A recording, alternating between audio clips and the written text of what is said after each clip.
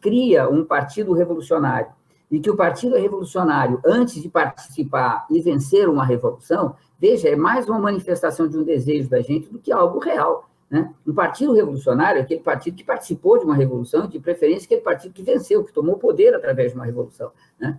Eu diria que, nesse sentido, a gente não tem, nesse sentido, tá certo? A gente não tem nenhum partido revolucionário no nosso país.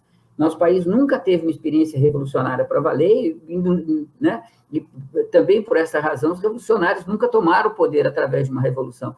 Então, eu diria que quando a gente diz, olha, temos que, né, criar um partido revolucionário, nós somos um partido revolucionário, nos propomos, né? Na verdade, o que a gente está dizendo é a gente gostaria de ser um partido revolucionário, a gente se propõe a ser um partido revolucionário, a gente vai dedicar as nossas forças, nossas, né, enfim, tá certo?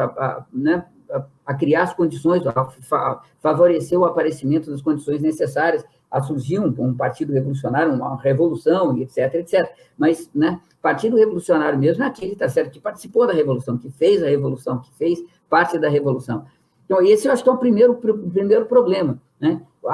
Que é necessário uma organização dos revolucionários para que os revolucionários consigam atuar, tá certo? Eu acho que isso é uma evidência. Até um time de clube de futebol de várzea precisa de uma organização para conseguir atuar. Não tem como a gente fazer nenhuma atuação, ainda mais uma atuação revolucionária, que não seja organizada num grupo. Por mais que essa organização seja uma organização, eu diria para vocês, frouxa, seja uma organização que não se assemelhe a um partido com um programa, tá certo? Com uma estratégia definida, etc, etc, né? Com uma interpretação avançada, profunda da realidade nacional e internacional, né? Um partido, né?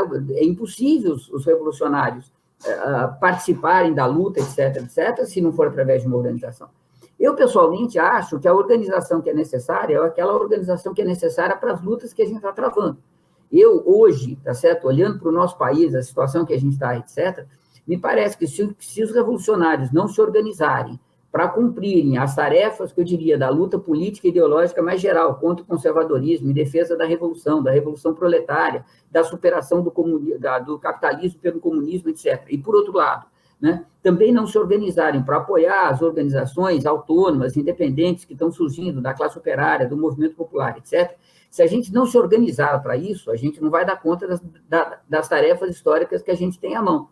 Veja, para isso é necessário que a gente tenha um partido revolucionário, no sentido, né, que eu acho que no sentido que o stalinismo transformou o leninismo, tá certo? Porque vale lembrar que o Lenin tinha várias concepções de partido, que ele foi mudando à medida em que as necessidades conjunturais iam mudando, ele ia, né, mudando a organização necessária para cumprir as tarefas, né, que a evolução histórica colocava. Eu acho que essa é a grande lição que o Lenin deixa para a gente, né?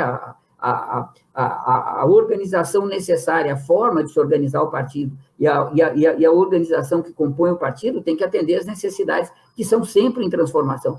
Portanto, imaginar que você tem uma estrutura rígida, montada, um modelo formado, fixo, etc., etc., né? É que nem um relógio quebrado, pode estar certo 2 vezes por dia, mas vai ser por sorte, tá certo? Essas coisas na história não funcionam assim. Então, eu diria, veja, que a criação de um partido revolucionário eu acho absolutamente imprescindível para se fazer uma revolução. A gente não vai ser capaz de tomar o poder a não ser através de um partido revolucionário, pelo menos foi assim até hoje. Veja, a única revolução que não foi dirigida por um partido revolucionário, que foi a Revolução Mexicana, do Pancho Villa e do Zapata, né? Foi a única revolução que tomou o poder. Tem fotografia do Pancho Villa e do Zapata sentado na cadeira presidencial na Cidade de México, e que não foi capaz de manter o poder. Né? Eles entregaram o poder ao Madero, que era um político oligárquico, burguês, conservador, porque eles não tinham partido para tomar o poder. Né? Até hoje, todas as revoluções em que os revolucionários tomaram o poder foi através de um partido. Por outro lado, veja, a gente vive uma situação histórica muito complexa, porque todas as revoluções que nós tivemos até hoje não foram capazes de abrir a transição ao socialismo e ao comunismo. Todas as revoluções que os revolucionários tomaram o poder, sem exceção alguma, levaram países muito atrasados à circulação mais avançada do capital, à inserção da circulação mais avançada do capital em nível internacional. Então, se a gente tiver uma revolução no futuro que, de fato, abra a transição ao comunismo, isso necessariamente significa que essas revoluções serão inteiramente distintas, ou muito distintas, das revoluções passadas. Eu não quero dizer com isso que as lições que a gente vai tirar das lições passadas, das experiências passadas, são lições que devam ser ignoradas, jogadas fora, não é isso que eu estou dizendo.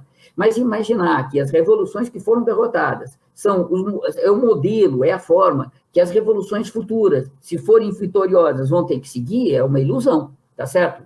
Foram derrotadas. A gente tem que reconhecer a derrota, tirar as lições de lá, tá certo? Para ser capaz de dirigir as revoluções futuras, que, se forem vitoriosas, vão abrir a transição ao comunismo, coisa que nenhuma revolução até hoje foi capaz de fazer. Então, eu acho que nesta circunstância, a gente tem que estar muito aberto à história.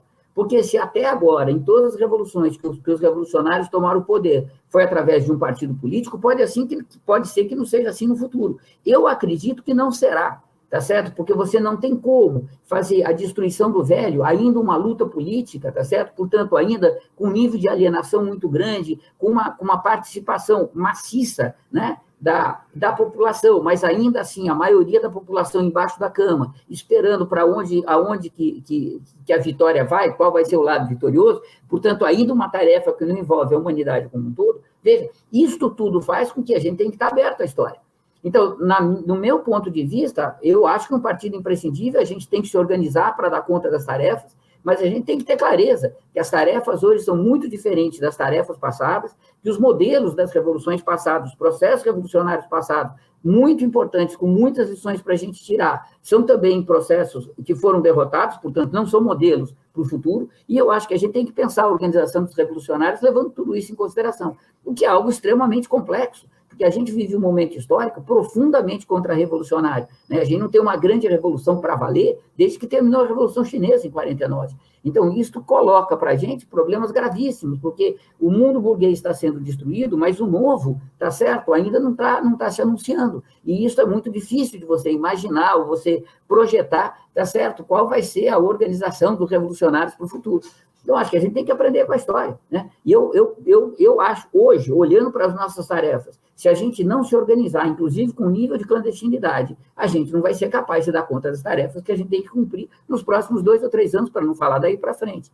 Então, eu tenho a impressão que sim, que é imprescindível a gente organizar um partido revolucionário, mas tem que ter clareza, tá certo, dessas questões que eu coloquei, para a gente não correr o risco de adotar modelos rígidos, fixos, etc., que já foram derrotados no passado, né? E que, portanto, tem tudo para serem derrotados no futuro. Mas termino assim, aqui, porque eu acho que o Charlie tem 1000 coisas a dizer aí, o Nelson também, e tem também aí os nossos ouvintes aí para fazer a discussão.